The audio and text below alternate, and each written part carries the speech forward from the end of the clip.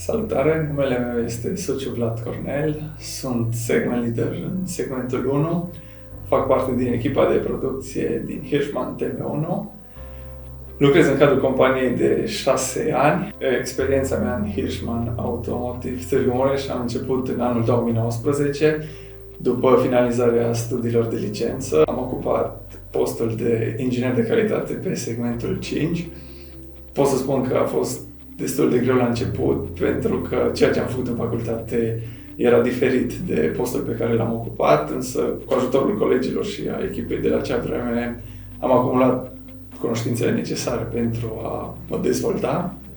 După aproximativ 2 ani am preluat funcția de inginer de calitate pe un segment mai mare, segment de producție, segmentul 3.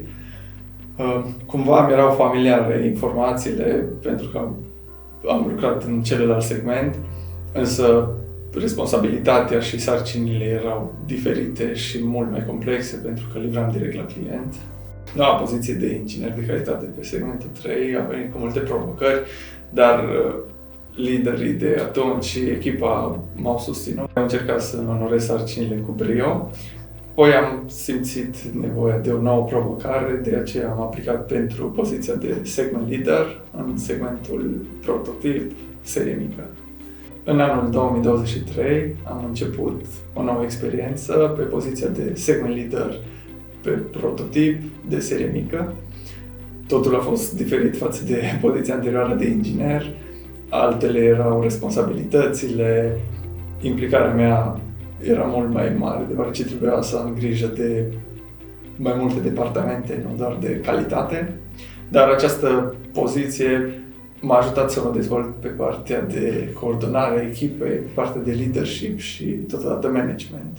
Deși credeam că o adevărată provocare a fost să preiau segmentul de prototip, provocarea adevărată sau provocarea cea mare a fost când am preluat segmentul de serie, unde responsabilitatea, pot să zic că e de 2 ori mai mare, unde oamenii sunt mult mai mulți și nevoile lor diferă într-o proporție mult mai mare.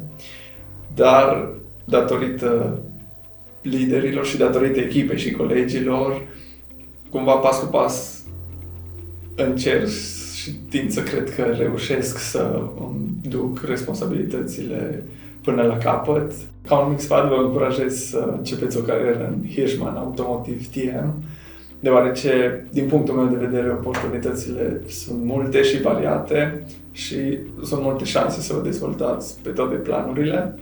Și pentru colegii mei, ca un sfat, să aibă curaj în orice acțiune și susținerea o să vină, sunt sigur.